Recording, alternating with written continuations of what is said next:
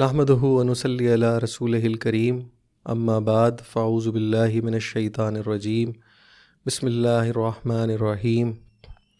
یا ایہا الذین آمنوا کتب علیکم الصیام کما کتب علی الذین من قبلکم لعلکم تتقون۔ صدق اللہ العظیم۔ حضرات گرامی قدر، یہ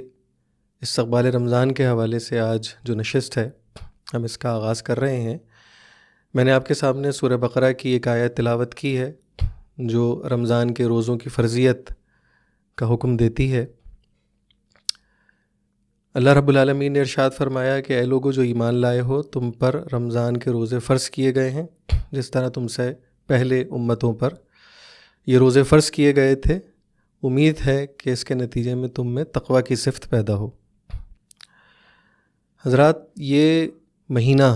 ماہ رمضان المبارک جو آیا چاہتا ہے اور جس کے استقبال کے لیے ہم تیاری کر رہے ہیں،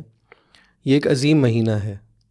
اور اس عظیم مہینہ اور اس عظیم عبادت سے فائدہ وہی لوگ اٹھا سکتے ہیں کہ جو اس کی آمد سے پہلے اس کی تیاری کر لیں۔ یعنی استقبال سے مراد ہی یہ ہے کہ جب ہم کسی مہمان کا استقبال کرتے ہیں تو ظاہر ہے کہ ہم اس کے شخصیت، اس کے رتبے، اس کی عزت اور اکرام کے اعتبار سے اس کا استقبال کرتے ہیں۔ تو بالکل اسی طرح اس مہینے کا بھی اور اس عبادت کا بھی استقبال کا مطلب یہ ہے کہ اس کے لیے ہم پوری طرح تیار ہوں، اپنے آپ کو آمادہ کریں، اپنے معاملات کو درست کریں، اور تاکہ اس مہینے سے بھرپور فائدہ اٹھا سکیں۔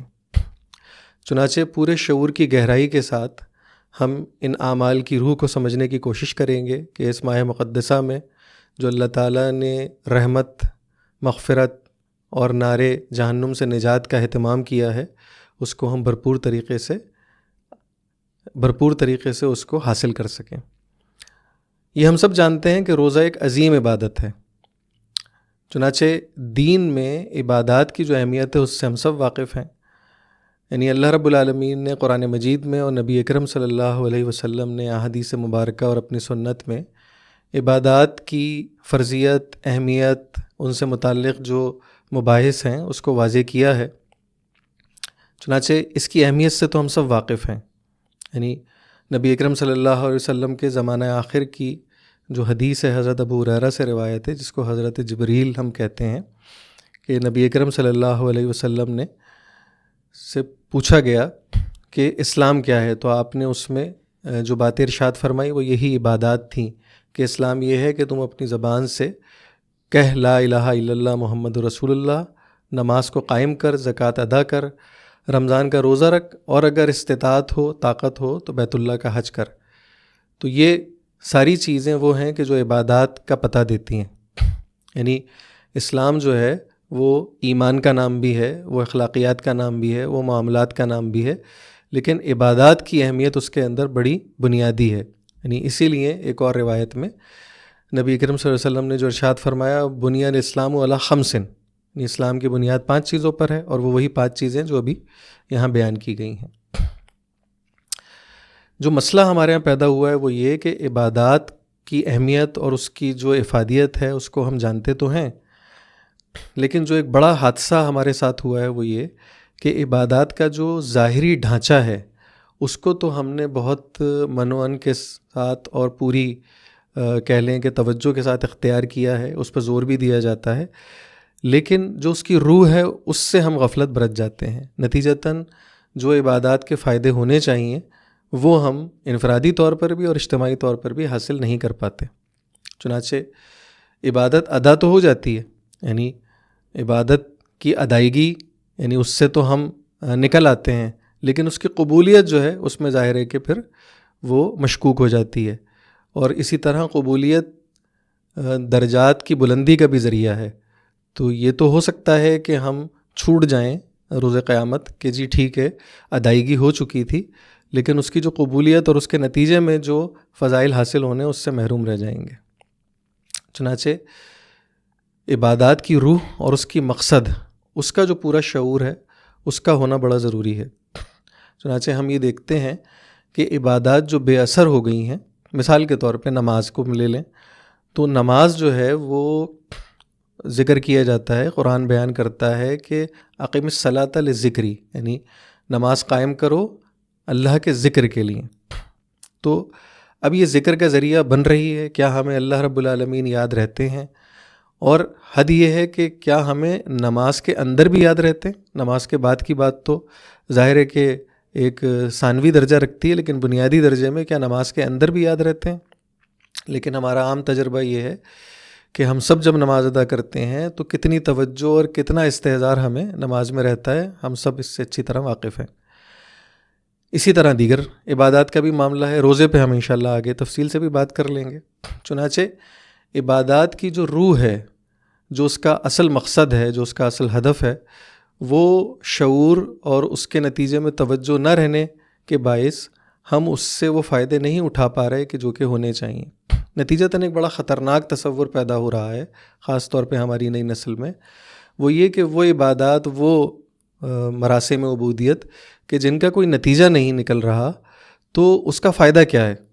یعنی یہ بات اب عام ہوتی چلی جا رہی ہے کہ ایک فرد نماز بھی پڑھتا ہے، روزے بھی رکھتا ہے، وہ اپنا حلیہ بھی ایک شرعی اعتبار سے جو معروف ہے اس کے مطابق بنا لیتا ہے، لیکن اس کے اخلاق پہ، اس کے کردار پہ، اس کے معاملات پہ اس کا اثر نہیں پڑتا. تو ایسی عبادات کا کیا فائدہ؟ چنانچہ عبادات کی جو روح ہے وہ بالکل مثال اس کی ایسی ہے کہ جیسے ایک جسم کے اندر جب تک روح ہوتی ہے تو وہ جسم کارآمد ہوتا ہے، لیکن اگر کسی جسم سے روح نکل جائے تو وہ جسم مردہ کہلاتا ہے. پھر وہ ایک لاش ہوتی ہے، پھر وہ ایک مردار ہوتا ہے اور اس سے تعفن اٹھتا ہے. چنانچہ آج ہمارے معاشرے کے اندر جو مسائل ہیں اور جو اخلاقی تعفن ہے وہ ہمارے سامنے ہے، اور اس کی بنیاد کے اندر بھی یہ بات موجود ہے. چنانچہ عبادات کی حکمت اور اس کی حقیقت جو ہے وہ بنیادی طور پہ خدا کی یاد میں جینا ہے، اور اسی طریقے سے جو مقصد عبادت ہے وہ بنیادی طور پہ مالک کائنات کی عظمت کا احساس ہے. تو یہ دونوں باتیں جو ہیں اپنی جگہ بڑی اہم ہیں. اس لیے عبادت اگر شعوری ہے تو وہ نہ صرف اللہ تعالیٰ سے تعلق کو بڑھاتی ہے بلکہ اس کا اجر بھی کئی گنا بڑھاتی ہے. یعنی اس کی کوانٹٹی بھی بڑھتی ہے اور اس کی کوالٹی بھی بہتر ہوتی ہے. اب یہ جو لوگ بھی اس حوالے سے معاشرے میں کام کر رہے ہیں، جو افراد ہیں، گروہ ہیں، جو تعلیمی ادارے ہیں یا جو دیگر ادارے ہیں جو یہ کام کر رہے ہیں، تو ان کی جدوجہد یہی ہے کہ مسلمانوں میں یہ جو شعور ہے عبادات کے اعتبار سے بھی اور معاملات اور کردار کے اعتبار سے بھی، اس کے اندر بہتری لائی جائے تاکہ یہ جو پورے معاشرے کے اندر ایک تعفن ہے اس سے بچا جا سکے اور ایک خوشگوار اور ایک اچھا معاشرہ تشکیل دیا جا سکے. چنانچہ نماز کی جو مثال ہم دیکھ رہے تھے اس میں ایک اور مثال ہم دیکھ لیتے ہیں کہ قرآن مجید میں سورہ عنکبوت میں ارشاد ہوا کہ اے لوگوں، اے نبی اکرم صلی اللہ علیہ وسلم، پڑھیے اپنے محبوب کی طرف سے اس کتاب میں سے جو آپ کی طرف وحی کی گئی ہے، اور نماز قائم فرمائیے، اور بے شک نماز منع کرتی ہے بے حیائی سے اور بری بات سے، اور بے شک اللہ کا ذکر سب سے بڑا اور اللہ جانتا ہے جو تم کرتے ہو. اب یہاں پر ایک چیز بیان کی گئی کہ بے شک نماز جو ہے وہ بے حیائی سے اور برے کاموں سے روکتی ہے. تو یہاں پھر ہمیں یہ دیکھنا چاہیے کہ واقعی کیا نماز اس روح کے ساتھ ہم ادا کر رہے ہیں کہ وہ ہمیں منکرات سے اور فواحش سے روک رہی ہے، اور اگر نہیں روک رہی تو اس کا مطلب یہ ہے کہ جو نتیجہ اس دنیا میں اس عبادت کا نکلنا چاہیے وہ نہیں نکل رہا. تو اب ایک بڑا منطقی سا سوال یہ ہے کہ اگر ایک نتیجہ اس عبادت کا اس دنیا میں نہیں نکل رہا جو نکلنا چاہیے، یعنی جس کی طرف اشارہ قرآن مجید میں موجود ہے، تو وہ نتیجہ کہ جو اس کا آخرت میں نکلنا ہے وہ کیسے نکلے گا؟ تو یہ وہ چیز ہے کہ جس کو ہم روزے کے معاملے میں بھی انشاءاللہ دیکھیں گے. ایک حدیث نبوی بڑی خوبصورت نبی کریم صلی اللہ علیہ وسلم نے ارشاد فرمائی ہے. حضرت ابو ہریرہ سے ہی روایت ہے اور بخاری کی یہ روایت ہے، جس کے اندر نبی کریم صلی اللہ علیہ وسلم نے ارشاد فرمایا کہ الصیام جنہ فلا یرفس ولا یجہل. یعنی آپ نے ارشاد فرمایا کہ روزہ ایک ڈھال ہے، لہٰذا روزے دار کو چاہیے کہ وہ نہ فحش کلامی کرے اور نہ جاہلوں کی سی باتیں کرے، یعنی نہ جھگڑا کرے. اب اس صورت کے اندر، یعنی اس حدیث کو بھی اگر ہم ذہن میں رکھیں تو ہم جانتے ہیں کہ رمضان المبارک کے اندر جب ہم روزہ رکھتے ہیں تو روزے کی کیفیت کے اندر جب ہم بھوکے ہوتے ہیں، پیاسے ہوتے ہیں اور اپنی خواہشات سے رک رہے ہوتے ہیں تو اس کے اندر ایک چڑچڑاپن، ہمارے اندر ایک غصے کی کیفیت پیدا ہو جاتی ہے. تو یہاں نبی اکرم صلی اللہ علیہ وسلم ارشاد فرما رہے ہیں کہ روزہ ڈھال ہے، یعنی روزہ گناہوں سے بچنے کا ذریعہ ہے۔ ہمارے علم ہے کہ ڈھال جو ہے ایک مارکے میں، ایک مقابلے میں، ایک جنگ میں انسان کو نہ صرف یہ کہ دشمن کے وار سے بچاتی ہے، بلکہ انسان کو یہ حوصلہ بھی دیتی ہے کہ وہ اپنے مقابل سے لڑے گا بھی اور آگے بھی بڑھے گا اور فتح کی طرف جائے گا۔ چنانچہ روزہ دار جب روزے کو اس کی روح اور اس حقیقت اور اس کے مقصد کو ذہن میں رکھ کے رکھتا ہے تو اس کو یہ خصوصیت روزے کی حاصل ہو جاتی ہے کہ روزہ ڈھال ہے۔ اور وہ کیسے حاصل ہوتی ہے؟ وہ اگلے حصے میں نبی اکرم صلی اللہ علیہ وسلم نے ارشاد فرمایا کہ روزے میں جب تم سے کوئی جھگڑا کرے تو تم کہہ دو میں روزے سے ہوں۔ یعنی آپ نے 2 دفعہ ارشاد فرمایا کہ جب روزے دار سے کوئی جھگڑا کرے، اس سے کوئی تلخ کلامی کرے تو وہ کہے کہ بھائی میں روزے سے ہوں، بھائی میں روزے سے ہوں۔ تو چنانچہ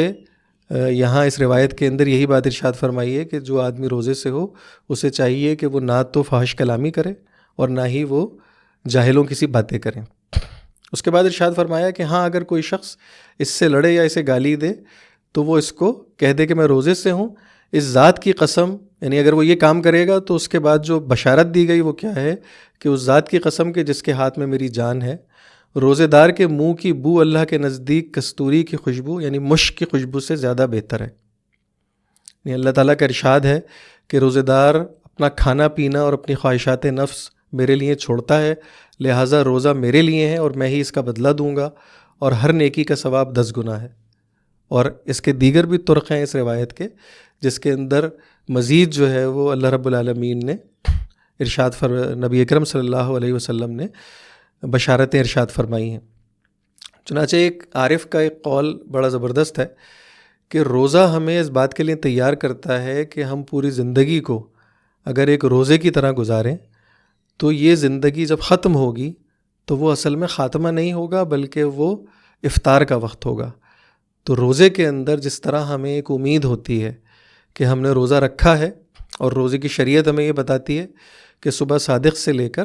اور غروب آفتاب تک ہمیں بھوکا پیاسا رہنا ہے اور ہم نے اپنی خواہشات پہ قابو پانا ہے۔ تو اسی طرح جب زندگی ہم اس طرح گزاریں گے تو وہ جو زندگی کے خاتمے کا وقت ہوگا وہ بنیادی طور پر اس افطار کا وقت ہوگا اور وہ لذت ہوگی کہ جو ہم روزے میں محسوس کرتے ہیں۔ چنانچہ یہ ایک امید افزا بات بھی ہے کہ روزہ جب ہم شروع کرتے ہیں تو ہمیں یہ امید ہوتی ہے کہ یہ روزہ افطار میں مکمل ہو جائے گا اور ہم روزہ افطار کر لیں گے۔ بالکل اسی طرح پورے رمضان المبارک کے مہینے کے اندر بھی ہمیں یہ اطمینان ہوتا ہے کہ یہ گنتی کے چند دن، ایام معدودات، یعنی یہ گنتی کے 30 دن ہیں، 29 بھی ہو سکتے ہیں، 30 بھی ہو سکتے ہیں، تو یہ ایک تعداد ہے محدود کہ جس کو گن کے ختم کیا جا سکتا ہے۔ تو یہاں ایک ضمناً ایک اور بات بھی بڑی اہم ہے کہ نفسیاتی طور پر بھی ہمیں یہ امید دلائی گئی ہے اور اللہ تعالیٰ نے اس عبادت کے اندر یہ بات رکھی ہے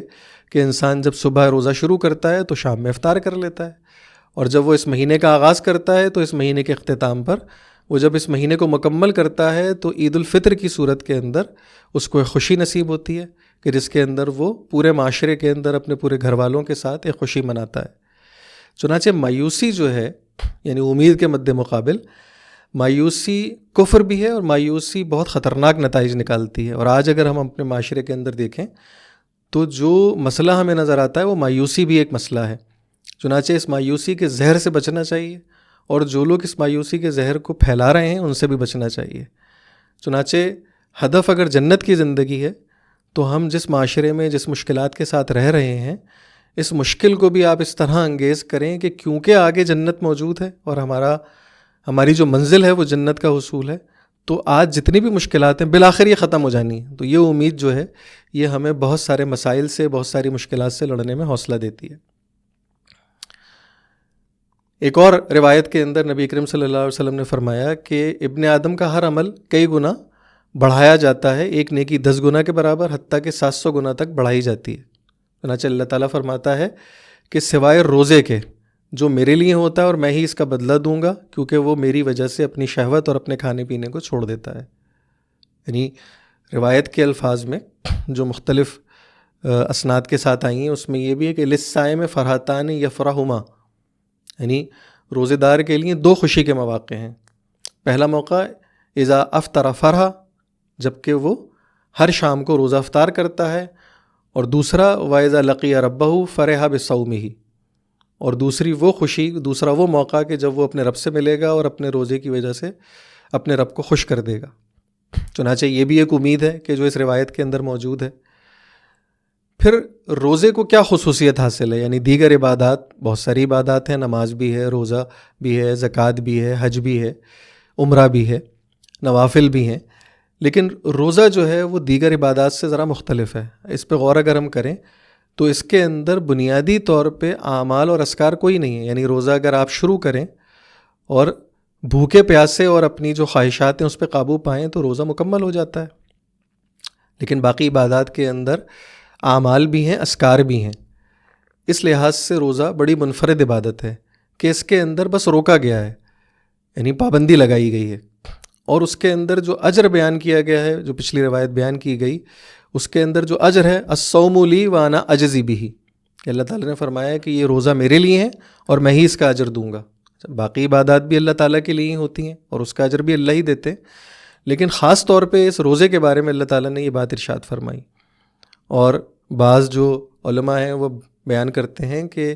ایک بات تو یہ ہے کہ اللہ تعالیٰ نے ارشاد فرمایا کہ روزہ میرے لیے اور میں ہی اس کا اجر دوں گا، اور دوسرا یہ ہے اس کے اندر ذرا سی نحو کی تبدیلی کے ساتھ کہ روزہ میرے لیے ہے اور میں ہی اس کا بدلہ ہوں، یعنی گویا کہ جب روزے دار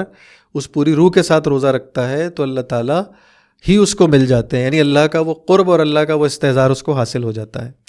چنانچہ اس کو ہم دوبارہ اگر دیکھیں اس روایت کو کہ اللہ رب العالمین فرماتے ہیں ایک حدیث قدسی میں کہ اپنے آدم کا ہر عمل جو ہے کئی گنا بڑھایا جاتا ہے، یعنی نیکی جو ہے وہ 10 گنا اور 10 گنا کے ساتھ 10 گنا کے علاوہ 700 گنا تک بڑھائی جاتی ہے۔ لیکن جب روزے کے معاملے میں اللہ رب العالمین نے اجر کا ذکر کیا تو کہا کہ یہ بس میرے لیے ہے، یعنی یہ اس پوری اعداد اور اس پوری مقدار سے بڑھ کر، یعنی وہ سارے پیمانوں سے ہٹ کر جو ہے اللہ تعالیٰ اس کا اجر دیں گے۔ تو اتنی عظیم اور اتنی زبردست عبادت ہے۔ فرمایا گیا روزہ ہے کیا؟ اب اس کی روح کی طرف اگر ہم آئیں تو روزہ صبر ہے، اور اس کا بدلہ کیا ہے؟ اس کا بدلہ جنت ہے۔ تو آپ دیکھیں کہ قرآن مجید میں صبر کے حوالے سے بھی ہمیں جگہ جگہ جو ہے وہ بشارتیں ملتی ہیں۔ نبی اکرم اللہ رب العالمین نے ارشاد فرمایا کہ اے نبی کہو اے میرے بندو جو ایمان لائے ہو، اپنے رب سے ڈرو، جن لوگوں نے اس دنیا میں نیک رویہ اختیار کیا ان کے لیے بھلائی ہے، اور خدا کی زمین وسیع ہے، صبر کرنے والوں کو تو ان کا اجر بے حساب دیا جائے گا۔ یعنی فرمایا گیا اجرہم بغیر حساب، جو صابرون ہیں، جو صبر کرنے والے ہیں، ان کے لیے بے انتہا حساب، بے انتہا اجر ہے۔ چنانچہ روزہ اپنی نوعیت کے اعتبار سے صبر ہے اور اپنی حقیقت کے اعتبار سے تقویٰ ہے، اس کا ذکر انشاءاللہ ہم آگے کرتے ہیں۔ تو صبر کیا ہے؟ صبر ہے ہر طرح کے مشکل حالات میں اللہ کی اطاعت پر جمے رہنا، یعنی ایک فرم اور ایک بہت مستحکم اور ایک استقامت کے ساتھ نہیں کہنا۔ چنانچہ یہ جو صبر ہے اس کا بدلہ بھی جنت ہے، اور وہ جو دوسرا وصف ہے جس کا ذکر آگے آ رہا ہے اس کا بدلہ بھی جنت ہے۔ یعنی صبر کا مطلب یہ ہے کہ اطاعت کرنی ہے، اور تقویٰ کا مطلب یہ ہے کہ نافرمانی نہیں کرنی۔ چنانچہ ایک مثبت معنوں میں اور ایک منفی معنوں میں۔ چنانچہ روزہ اپنی حقیقت کے اعتبار سے صبر ہے اور اپنے مقصد کے اعتبار سے تقویٰ کا حصول ہے۔ چنانچہ اللہ رب العالمین نے سورہ آل عمران میں ارشاد فرمایا وَسَارِعُوا إِلَىٰ مَغْفِرَةٍ مِّن رَّبِّكُمْ وَجَنَّةٍ عَرْضُهَا السَّمَاوَاتُ وَالْأَرْضُ أُعِدَّتْ لِلْمُتَّقِينَ کہ اللہ رب العالمین فرماتے ہیں کہ اور اپنے رب کی بخشش اور اس جنت کی طرف دوڑو جس کی وسعت آسمانوں اور زمین کے برابر ہے، اور وہ کن کے لیے مہیا کی گئی ہے، کن کے لیے تیار کی گئی ہے؟ متقین کے لیے، پرہیزگاروں کے لیے۔ اور جو آیت میں نے آغاز میں تلاوت کی ہے روزے کی فرضیت کے اعتبار سے، وہاں بھی جو مقصد بیان ہوا ہے وہ یہ ہے کہ ہم نے روزے فرض کیے گئے ہیں تاکہ تم میں تقویٰ کی صفت پیدا ہو۔ تو یہ وہ دوسرا ہدف ہے کہ جو روزہ حاصل کرتا ہے۔ اب تقویٰ کیسے پیدا کیا جائے، یعنی حصول تقویٰ جو ہے اس میں کیا کیا جائے؟ اچھا، اس سے پہلے کہ ہم اس طرف آئیں، ایک بات یہ بھی ذہن میں رکھنی چاہیے کہ تقویٰ کے بھی جو غلط فہمی اس اعتبار سے معاشرے میں ہے اس کو بھی رفع کر لینا چاہیے، اور وہ رفع نبی اکرم صلی اللہ علیہ وسلم نے ہی کی ہے۔ آپ نے ایک جگہ ارشاد فرمایا تقویٰ ہا ہونا، آپ نے دل کی طرف اشارہ فرمایا اور آپ نے کہا تقویٰ یہاں ہے، یعنی اس کا مطلب یہ کہ جو ظاہری شکل و صورت، تراش خراش، لباس، یہ تقویٰ نہیں ہے کہ جو غلط فہمی میں مبتلا کرے۔ تقویٰ اصل میں انسان کی اندر کی کیفیت ہے جس سے کہ اس کے اعمال کا صدور ہوتا ہے، اس کے اخلاق کا اور معاملات کا صدور ہوتا ہے۔ چنانچہ تقویٰ جو ہے اس کے لیے روزہ زبردست عبادت ہے، اور اس کے لیے انہی آیات کے آگے سورہ بقرہ کی جو آیات تلاوت کی گئی تھیں، اس تسلسل میں اللہ رب العالمین نے ارشاد فرمایا کہ شہر رمضان الذی انزل فیہ القرآن ھدی للناس وبینات من الھدی والفرقان۔ تو تقویٰ کا حصول جو ہے وہ روزے سے کیسے منسلک ہے؟ اس طرح منسلک ہے کہ تقویٰ حاصل ہوگا روزے سے، اور رمضان المبارک میں ایک اہتمام کیا گیا کہ شہر رمضان الذی انزل فیہ القرآن، یہ وہ مہینہ ہے کہ جس کے اندر اللہ رب العالمین نے اپنی آخری ہدایت یعنی قرآن مجید کی صورت میں اتاری، اور یہ ھدی للناس انسانوں کے لیے ہدایت ہے، وبینات من الھدی، اور واضح نشانیاں ہیں ہدایت کی، اور فرقان ہیں یعنی فرق واضح کر دینے والی ہیں۔ تو تقویٰ کیسے پیدا کیا جائے گا؟ اس کے لیے روزے کی عبادت کی روح سمجھی جائے گی اور قرآن سے تعلق کو جوڑا جائے گا۔ چنانچہ اللہ تعالیٰ نے منزل بھی بتا دی، منزل جو ہے وہ جنت ہے، اور اس کے ساتھ ساتھ راستہ بھی بتا دیا، یعنی منزل جنت کا حصول ہم نے کرنا ہے، اور جو راستہ اختیار کرنا ہے وہ راستہ عبادات کا ہے، اور قرآن مجید ہے کہ جو وہ راستہ بتاتا ہے جو اوامر اور نواہی، جو ڈوز اور ڈونٹس بتاتا ہے۔ چنانچہ قرآن مجید کو کہا گیا کہ یہ روشن ہدایات دیتا ہے، اللہ کا کلام ہے، اور یہ کسوٹی ہے نیکی کی، یعنی نیکی کیا ہے، اس میں بجائے اس کے کہ وہ سارے معاملات کے جو اس وقت معاشرے میں نیکی کے نام پر کیے جا رہے ہیں، ہمیں یہ دیکھنا ہوگا کہ اس کو پرکھنا اگر ہے تو وہ کسوٹی ہے قرآن مجید، یعنی قرآن مجید کی کسوٹی پہ پرکھنا ہوگا، قرآن بتائے گا نیکی کیا ہے۔ چنانچہ قرآن جب یہ کہتا ہے لن تنالوا البر حتی تنفقوا مما تحبون، کہ تم نیکی کی انتہا کو نہیں پہنچ سکتے جب تک اس چیز کو کہ جو تمہیں عزیز ترین ہے اپنی اللہ کی راہ میں قربان نہ کر دو۔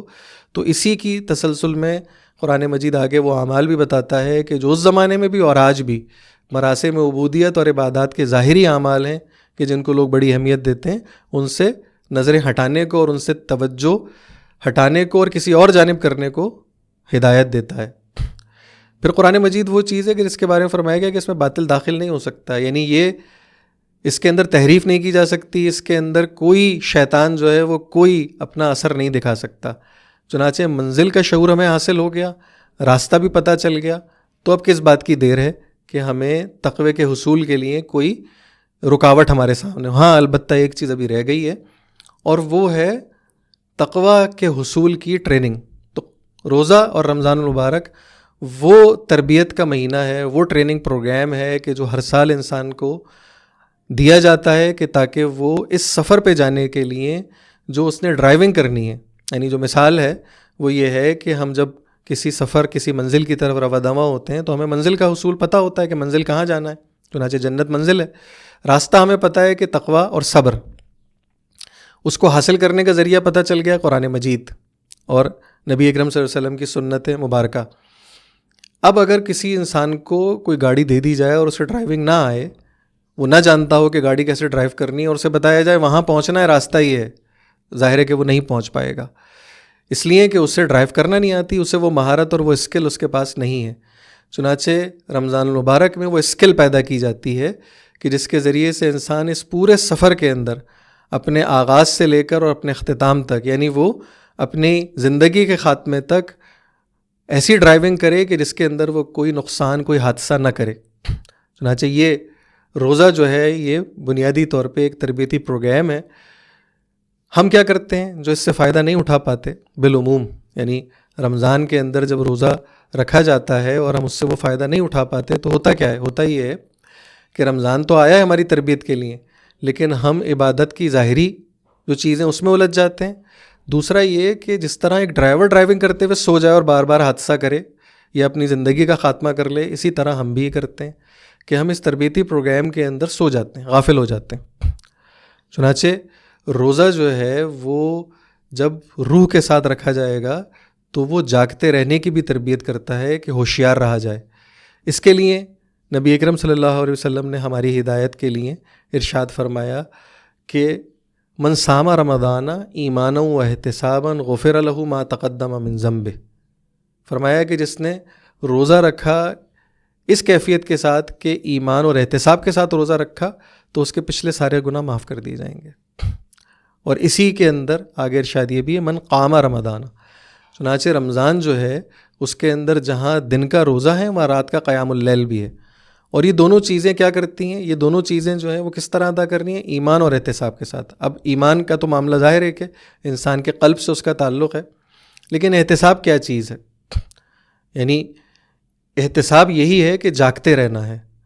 متوجہ رہنا ہے، استحضار کرنا ہے اور بار بار جائزہ لیتے رہنا ہے. چنانچہ جب انسان اپنا احتساب کرتا ہے اور پوری زندگی اس طرح گزارتا ہے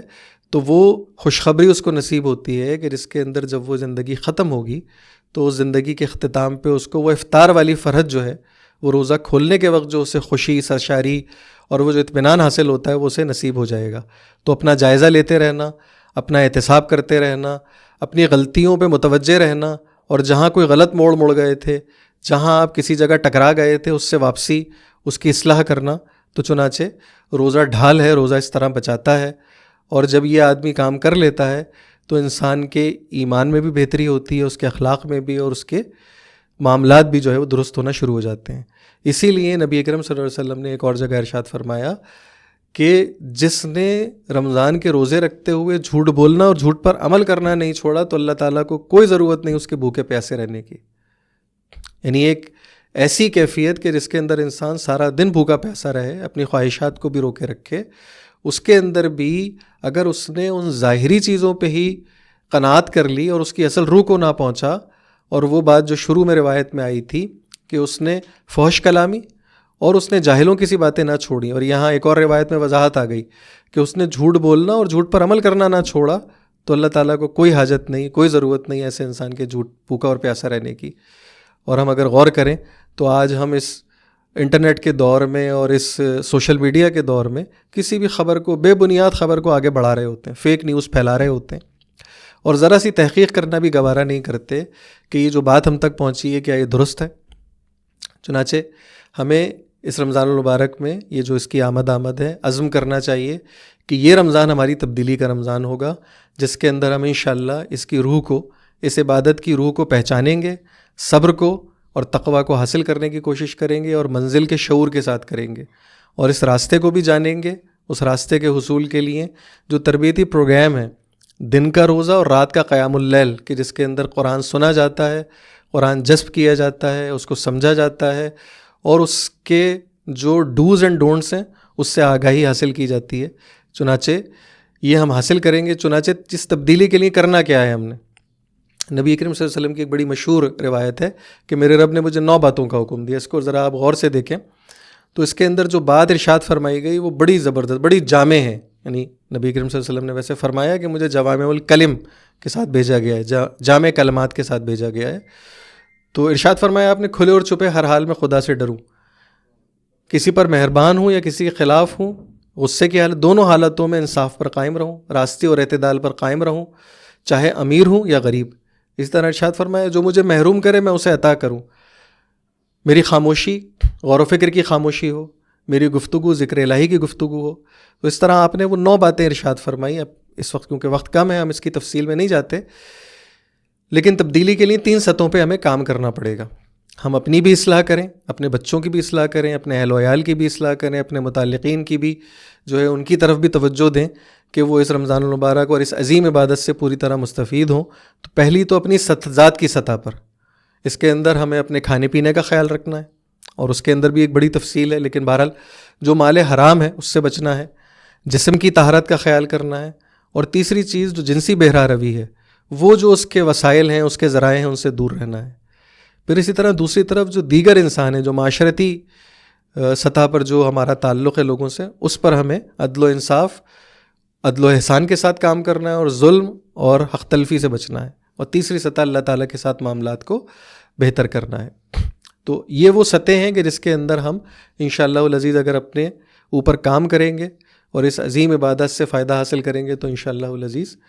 ہم جو ہے وہ اس رمضان المبارک کو بھرپور طریقے سے نہ صرف گزار سکیں گے بلکہ اگلے جو